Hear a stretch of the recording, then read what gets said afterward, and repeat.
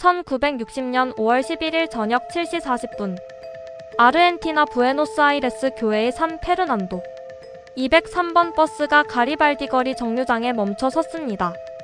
한 남자가 내렸습니다. 마른 체구의 대머리, 두꺼운 뿔테 안경, 낡은 가죽 가방을 든 평범한 중년 남자. 그는 매일 같은 시간에 같은 버스를 탔습니다. 매일 같은 길로 집에 돌아갔습니다. 평범한 일상, 평범한 남자. 하지만 그는 평범하지 않았습니다. 그의 이름은 리카르도 클레멘트. 아르헨티나 메르세데스 벤츠 공장의 평범한 직원. 하지만 그것은 가짜 이름이었습니다. 그의 진짜 이름은 아돌프 아이만.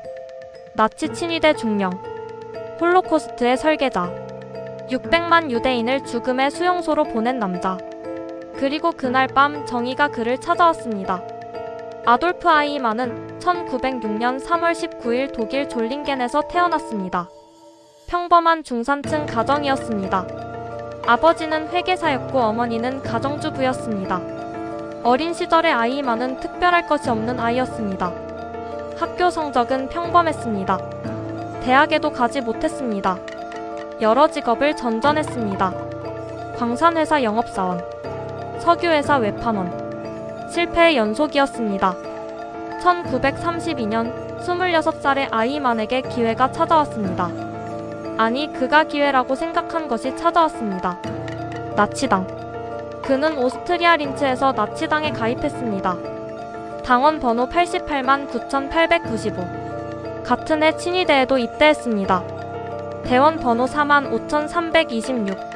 그에게 나치당은 출세의 사다리였습니다.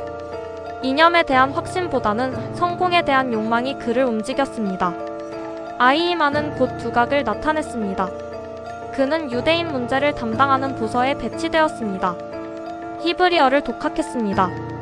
유대 문화와 역사를 연구했습니다. 심지어 팔레스타인을 방문하기도 했습니다. 그의 상관들은 감탄했습니다. 이 젊은이는 열성적이다. 유대인 문제의 전문가다. 승진은 빨랐습니다. 1939년 그는 유대인 이주를 담당하는 부서의 책임자가 되었습니다. 처음에 그의 임무는 유대인들을 독일에서 내보내는 것이었습니다. 강제이민, 재산 몰수, 추방. 하지만 전쟁이 시작되면서 모든 것이 바뀌었습니다. 1941년 6월 20일 나치 독일이 소련을 침공했습니다. 바르바로사 작전. 독일군은 동유럽 전역을 휩쓸었습니다. 그리고 그곳에는 수백만 명의 유대인이 살고 있었습니다. 더 이상 추방할 곳이 없었습니다. 어디로 보낼 것인가? 나치 지도부는 새로운 해결책을 모색했습니다. 1942년 1월 20일 베를린 교회의 반제. 아름다운 호숫가에 있는 저택에서 회의가 열렸습니다. 반제회의. 15명의 고위 관료가 모였습니다. 의제는 단 하나. 유럽 유대인 문제의 최종 해결책. 회의 시간은 90분도 걸리지 않았습니다. 점심 식사와 코냑을 즐기며 그들은 결정했습니다. 유럽의 모든 유대인을 동쪽으로 이송한다. 노동에 적합한 자는 일을 시킨다. 나머지는 처리한다. 처리. 그것이 그들이 사용한 단어였습니다. 회의록을 작성한 사람은 아돌프 아이만이었습니다. 그는 테이블 끝에 앉아 모든 것을 기록했습니다. 그리고 그 결정을 실행에 옮기는 것이 그의 임무가 되었습니다. 아이만은 완벽한 관료였습니다. 그는 철도 시간표를 짰습니다. 어느 역에서 몇 시에 열차가 출발하는지, 몇 량의 화물칸에 몇 명을 실을 수 있는지, 목적지까지 얼마나 걸리는지. 그의 책상에는 지도와 일정표가 가득했습니다. 매일 그는 숫자를 계산했습니다. 오늘 몇 명을 보냈는가? 이번 주 할당량을 채웠는가? 다음 수송은 언제인가? 그에게 유대인은 숫자였습니다. 화물이었습니다. 처리해야 할 물량이었습니다. 1944년 헝가리가 나치에 점령되었습니다. 아이만은 직접 부다페스트로 갔습니다. 그의 임무는 헝가리 유대인 80만 명을 아우슈비츠로 보내는 것이었습니다. 그는 열정적으로 일했습니다. 하루에 10,000명 이상을 수송했습니다. 56일 만에 43만 명을 보냈습니다. 전쟁이 거의 끝나가고 있었습니다. 독일의 패배는 명확했습니다. 하지만 아이히만은 멈추지 않았습니다.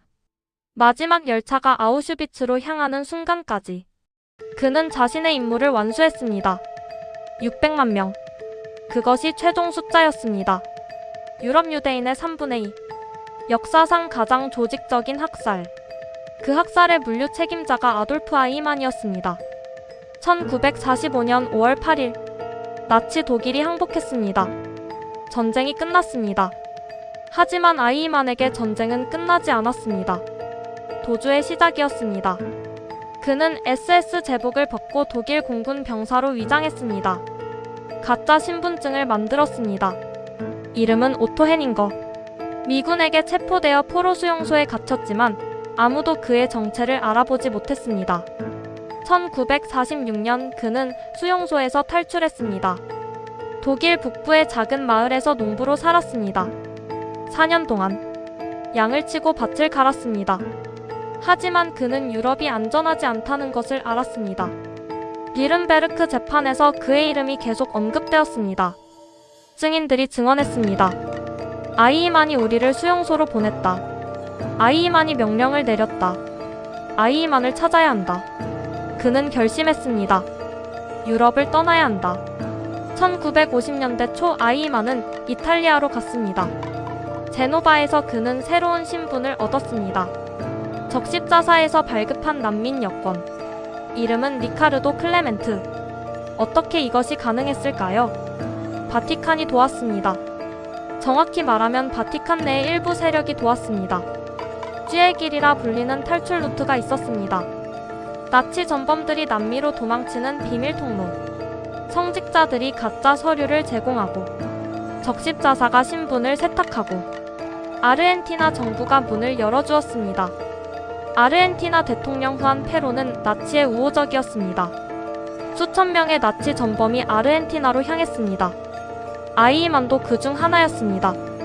1950년 7월 14일 아이히만은 부에노스아이레스 항구에 도착했습니다. 새로운 삶의 시작이었습니다. 리카르도 클레멘트라는 이름으로 평범한 이민자로 그는 600만 명의 죽음을 뒤로하고 지구 반대편에서 새 출발을 했습니다.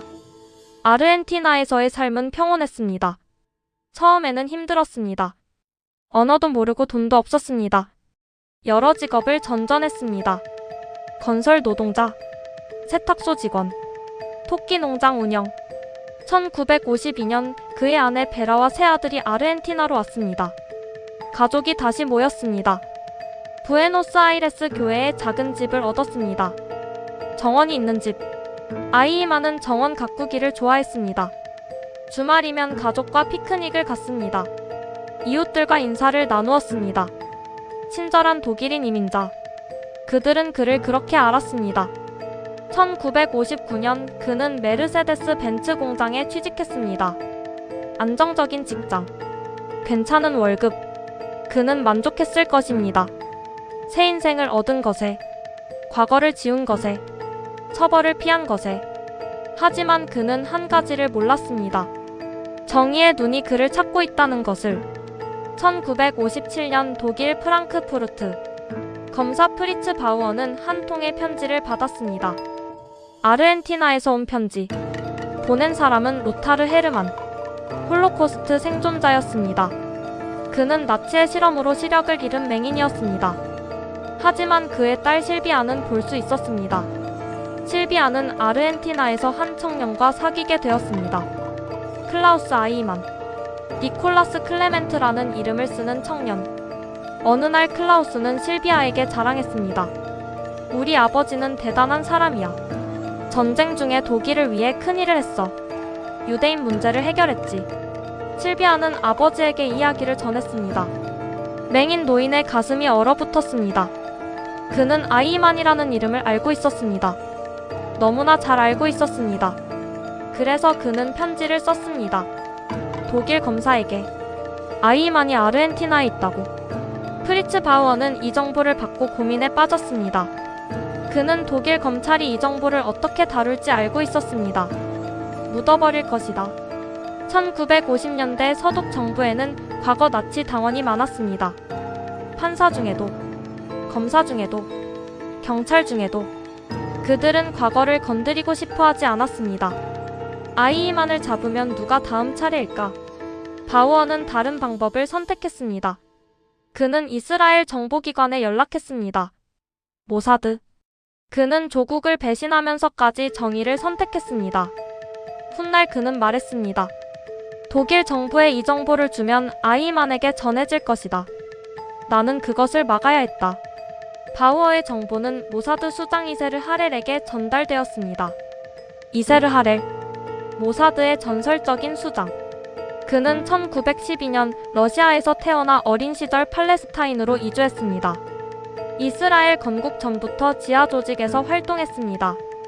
작은 체구에 과묵한 성격. 하지만 그의 눈빛은 날카로웠습니다. 그는 홀로코스트 생존자들의 증언을 들었습니다. 아이만이라는 이름을 들을 때마다 분노가 치밀었습니다. 바우어의 정보를 받았을 때 그는 결심했습니다. 아이만을 잡는다. 이스라엘로 데려온다. 재판을 받게 한다. 세상이 그의 범죄를 보게 한다. 하지만 쉽지 않았습니다. 아르헨티나는 이스라엘과 외교 관계가 없었습니다. 공식적인 범죄인 인도 요청은 불가능했습니다. 설령 요청해도 아르헨티나는 거부할 것이 분명했습니다. 나치 전범들의 안식처를 자처하는 나라에서 합법적 방법은 없었습니다. 그렇다면 불법적 방법밖에. 납치. 외국 땅에서 외국 시민을 납치해서 데려오는 것. 국제법 위반. 외교적 제한. 발각되면 이스라엘은 전 세계의 비난을 받을 것입니다. 하지만 하렐은 결심했습니다. 600만 명의 피가 그것을 요구한다. 1960년 초, 모사드는 본격적인 작전 준비에 들어갔습니다. 먼저 확인이 필요했습니다. 그 남자가 정말 아이만인가? 동명이인일 수도 있었습니다. 가짜 정보일 수도 있었습니다. 즈비 아하로니가 아르헨티나로 파견되었습니다. 그는 모사드 최고의 신문관이자 조사관이었습니다. 독일어가 유창했고 유럽에서 활동한 경험이 많았습니다. 그는 사업가로 위장하고 부에노스아이레스에 도착했습니다. 산 페르난도의 가리발디 거리. 작은 집이 있었습니다. 허름하고 보잘것없는 집. 아이만이 산다는 집. 아하로니는 그 집을 감시했습니다. 며칠 동안. 그리고 그 남자를 보았습니다. 버스에서 내리는 남자. 키 170cm 정도. 마른 체구. 대머리에 안경. 그가 아이만인가? 아하로니는 확신할 수 없었습니다. 15년이 지났습니다. 사람은 변합니다. 더 확실한 증거가 필요했습니다. 아하로니는 아이디어를 떠올렸습니다. 아이만의 결혼 기념일. 1935년 3월 21일에 결혼했다는 기록이 있었습니다. 올해 25주년. 그는 가리발디 거리 근처에서 기다렸습니다. 3월 21일 저녁. 그리고 보았습니다. 그 남자가 집에 돌아올 때 그의 손에는 꽃다발이 들려 있었습니다. 평소에는 절대 사지 않던 꽃. 오늘이 특별한 날이기 때문에, 결혼기념일이기 때문에 아하로니는 확신했습니다. 저 남자가 아이만이다. 그는 본부에 보고했습니다. 목표 확인. 작전 승인 요청. 이세르 하렐은 결단을 내렸습니다. 작전명은 없었습니다. 그냥 그를 잡는다. 그게 전부였습니다. 1960년 4월, 모사드 요원들이 속속 아르헨티나에 도착했습니다. 약 30명. 각각 다른 비행기로, 다른 나라 여권을 들고, 다른 날짜에. 그들은 부에노스아이레스 전역에 흩어져 묵었습니다. 호텔, 하숙집, 임대 아파트. 서로 만나지 않았습니다. 아른 척도 하지 않았습니다. 작전 보안을 위해서. 한 명이 체포되어도 다른 사람은 모른다. 그것이 원칙이었습니다. 작전팀의 리더는 라피 에이탄이었습니다. 그는 이미 전설이었습니다. 1947년 영국 통치 시절 요르단 주재 영국군 사령부를 폭파한 인물.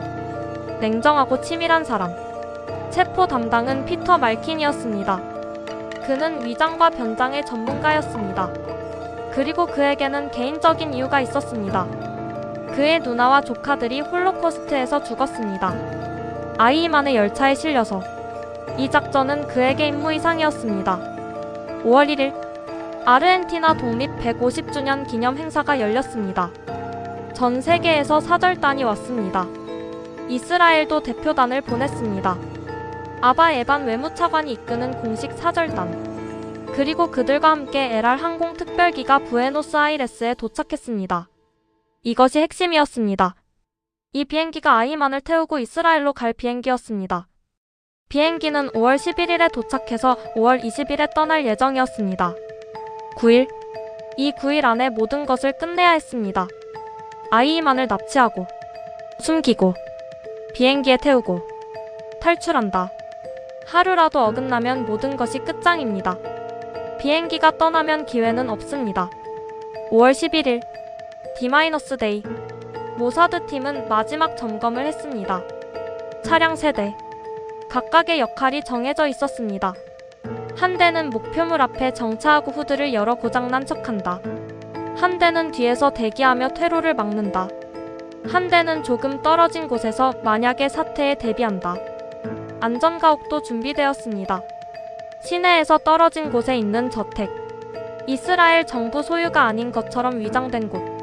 여기서 아이만을 9일간 감금할 예정이었습니다. 오후 4시, 팀원들이 출발했습니다. 각자의 위치로. 산 페르난도 가리발디 거리 203번 버스 정류장. 그들은 기다렸습니다. 아이만은 매일 같은 시간에 퇴근했습니다. 공장에서 버스를 타고 19시 40분에 정류장에 내려서 집까지 걸어갑니다. 약 5분 거리. 어두운 거리. 가로등도 별로 없는 곳. 완벽한 조건이었습니다. 하지만 그날따라 버스가 늦었습니다. 19시 40분. 버스가 오지 않았습니다. 50분. 여전히 없습니다. 요원들의 긴장이 고조되었습니다. 무슨 일이 생긴 건가? 그가 눈치챈 건가? 오늘 다른 경로로 간 건가? 라피 에이타는 초조했습니다. 하지만 침착하게 기다렸습니다. 20시 5분. 버스가 왔습니다. 문이 열렸습니다. 한 남자가 내렸습니다. 그 남자. 아이만. 피터 말키는 차에서 내렸습니다. 그는 천천히 걸어갔습니다. 아이만을 향해. 심장이 미친 듯이 뛰었습니다. 손이 떨렸습니다. 하지만 그는 침착한 척했습니다. 아이만이 다가왔습니다. 정류장에서 집 방향으로. 말키는 그의 앞에 섰습니다. 그리고 스페인어로 말했습니다. 잠깐만요, 선생님. 언 MOMENTITO 세요. 아이만이 멈췄습니다. 의아한 표정으로 말킨을 보았습니다. 그 순간 말킨이 그를 붙잡았습니다. 다른 요원들이 달려들었습니다.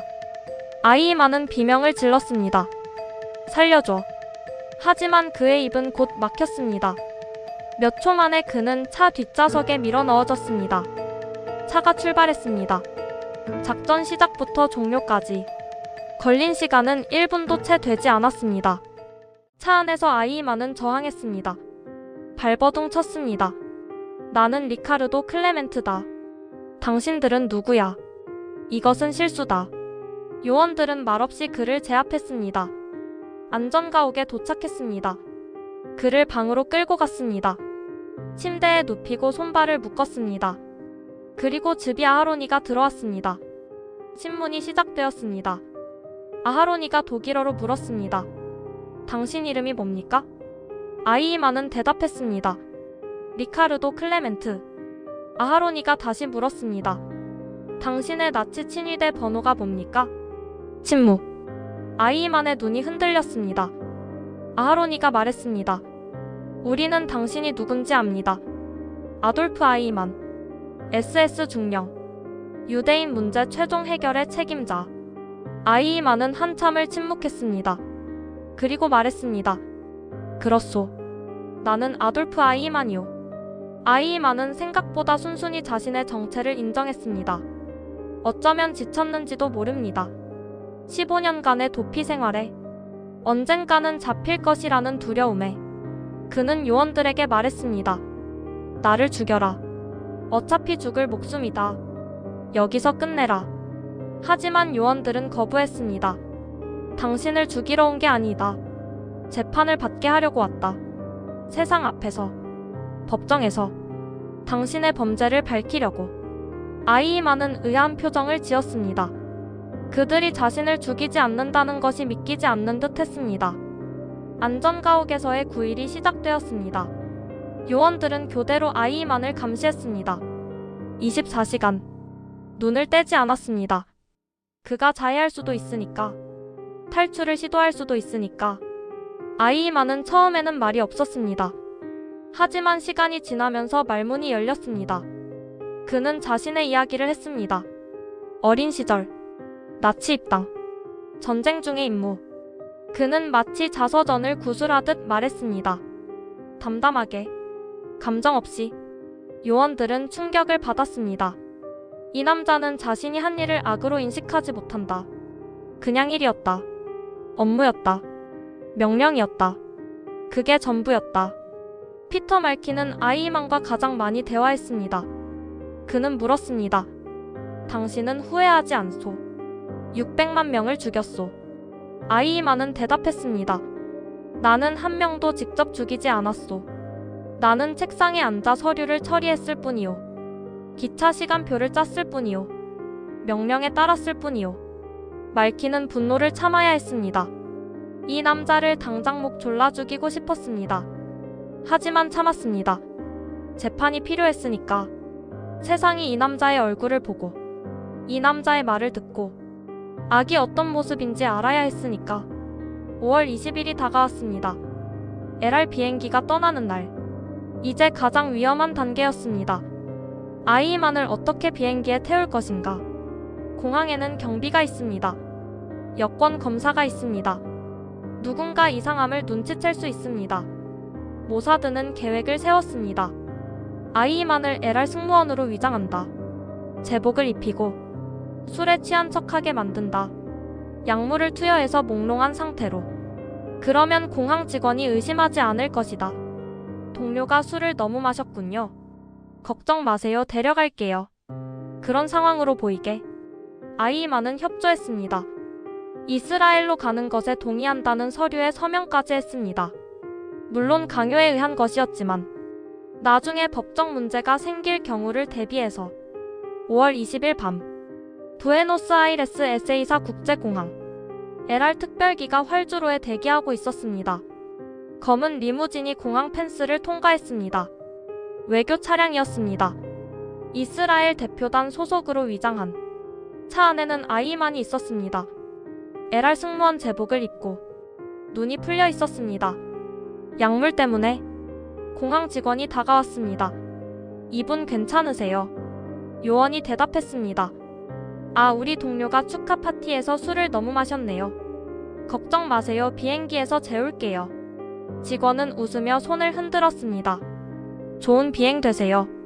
아이만은 비행기에 실렸습니다. 자정 직전 비행기가 이륙했습니다.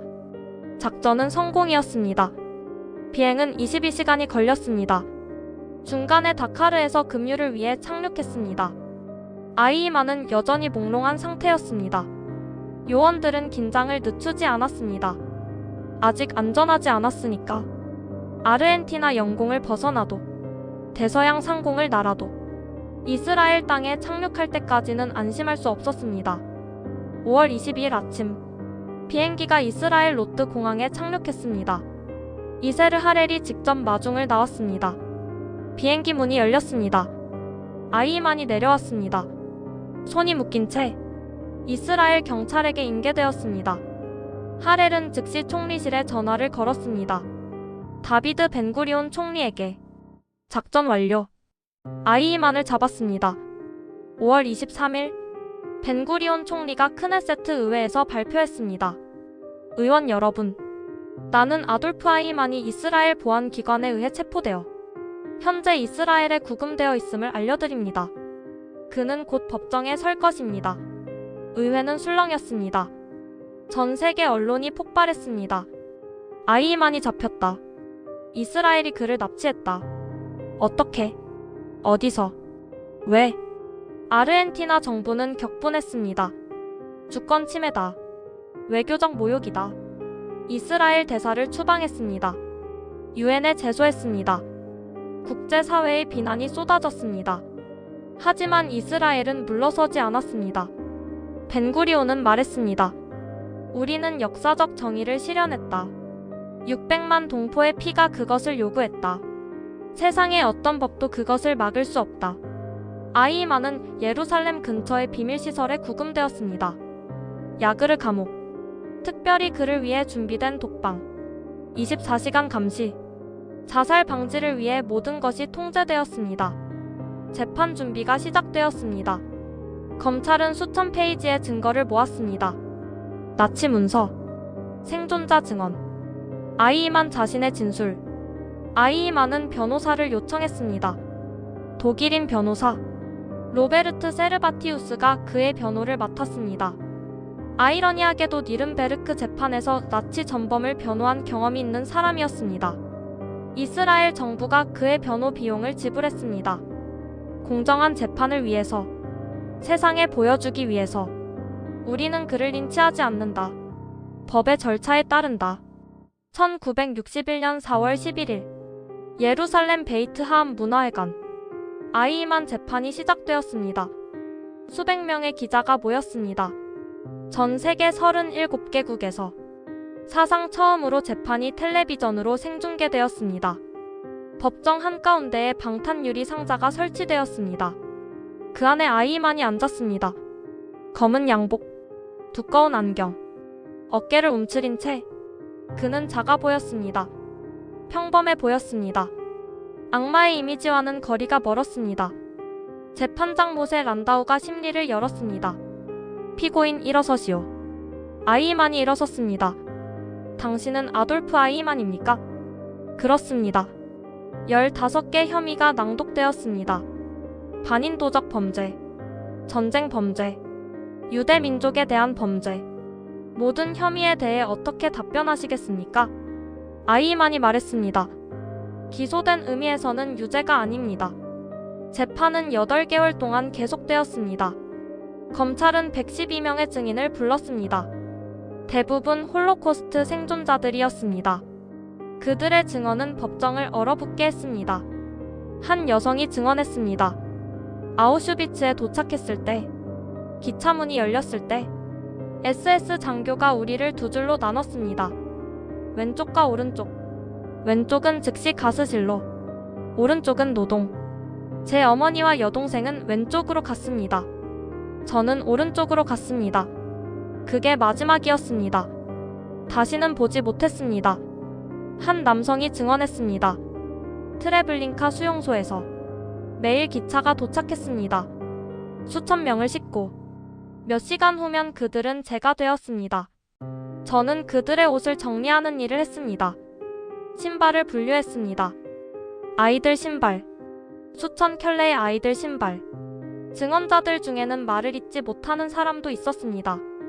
울음을 터뜨리는 사람도 있었습니다. 기절하는 사람도 있었습니다. 방청석에서 흐느끼는 소리가 끊이지 않았습니다.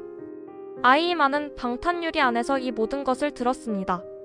그의 표정은 무덤덤했습니다. 때로는 메모를 했습니다. 때로는 서류를 뒤적였습니다. 때로는 눈을 감았습니다. 하지만 감정을 드러내지 않았습니다. 후회도, 죄책감도, 공포도, 아무것도. 그는 자신의 변호에서 일관된 주장을 펼쳤습니다.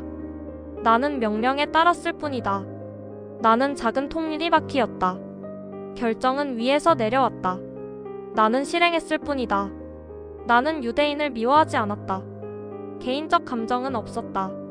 그냥 일이었다. 검찰이 추궁했습니다.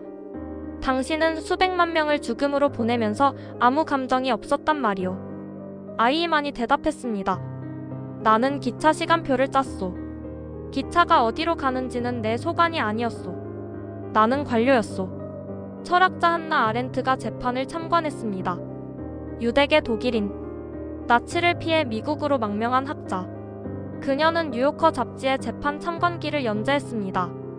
그리고 유명한 개념을 제시했습니다. 악의 평범성. 아이만은 괴물이 아니었습니다. 악마도 아니었습니다. 그는 평범한 사람이었습니다.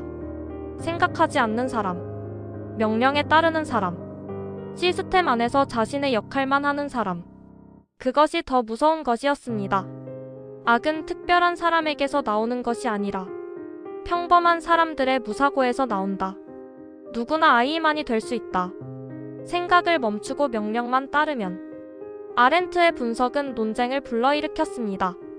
어떤 사람들은 그녀가 아이만을 변호한다고 비난했습니다. 하지만 그녀의 요점은 달랐습니다. 악을 괴물로 보면 우리는 안심한다.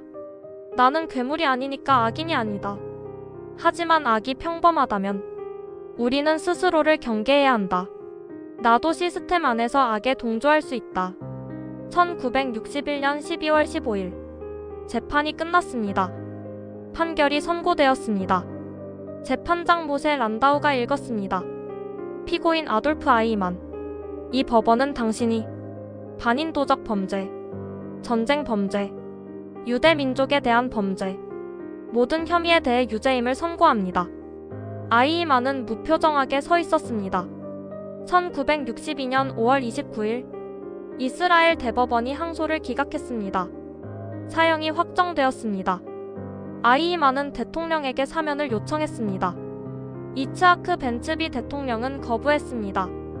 1962년 5월 31일 밤 라물라 감옥. 아이만이 독방에서 끌려 나왔습니다. 그는 성직자의 방문을 거부했습니다. 마지막 식사로 와인 반 병을 요청했습니다. 자정 직전 그는 교수대로 걸어갔습니다. 손을 묶으려 하자 그가 말했습니다. 손을 묶을 필요 없소. 나는 도망치지 않소. 하지만 규정대로 손이 묶였습니다. 그의 마지막 말이 기록되었습니다. 독일 만세, 아르헨티나 만세, 오스트리아 만세. 나는 전쟁의 규율에 따랐다. 나는 깃발에 충성했다. 자정이 조금 넘은 시각 바닥이 열렸습니다. 아이만의 몸이 떨어졌습니다. 시신은 화장되었습니다. 쟤는 이스라엘 해군 경비정에 실렸습니다. 배는 지중해로 나갔습니다. 이스라엘 영해를 벗어난 곳에서 제가 바다에 뿌려졌습니다. 그의 흔적이 유대인의 땅에 남지 않도록, 어떤 땅에도 남지 않도록, 바람에 흩어지고 바다에 섞이도록, 완전히 사라지도록. 아이만 작전은 모사드 역사상 가장 대담한 작전으로 기록됩니다. 주권 침해라는 국제법 위반에도 불구하고 대부분의 사람들은 그 결과를 지지했습니다. 600만 명을 죽인 자가 처벌받았으니까, 정의가 실현되었으니까. 하지만 더 중요한 것이 있었습니다. 아이만 재판은 홀로코스트를 세상에 알렸습니다. 1960년대 초까지만 해도 많은 사람들이 홀로코스트를 몰랐습니다. 알고 싶어 하지 않았습니다. 잊고 싶어 했습니다. 아이만 재판은 그것을 허락하지 않았습니다. 전 세계 수백만 명이 재판을 지켜보았습니다. 생존자들의 증언을 들었습니다. 악이 어떤 모습인지 보았습니다. 그리고 기억했습니다. 다시는 이런 일이 일어나서는 안 된다고. 작전에 참여했던 요원들은 어떻게 되었을까요? 이세르 하렐은 1963년까지 모사드를 이끌었습니다. 이후 은퇴하여 회고록을 썼습니다. 2003년 92의 나이로 세상을 떠났습니다. 라피에이타는 계속 정보 분야에서 일했습니다. 나중에 정계 입문해 장관까지 지냈습니다. 2019년 92에 사망했습니다. 피터 말키는 은퇴 후 미국으로 이주했습니다. 회고록을 쓰고 아이만 작전에 대해 강연을 했습니다. 2005년 78배 세상을 떠났습니다. 그들은 모두 영웅으로 기억됩니다. 정의를 위해 목숨을 걸었던 사람들, 법이 닿지 않는 곳에서 정의를 실현한 사람들. 아이만 재판이 남긴 교훈은 무엇일까요? 첫째, 시간은 범죄를 정당화하지 않는다는 것입니다. 15년이 지났어도, 50년이 지나도, 100년이 지나도 범죄는 범죄입니다. 처벌받아야 합니다. 도망쳐도 소용없습니다. 숨어도 소용없습니다. 정의는 결국 찾아옵니다.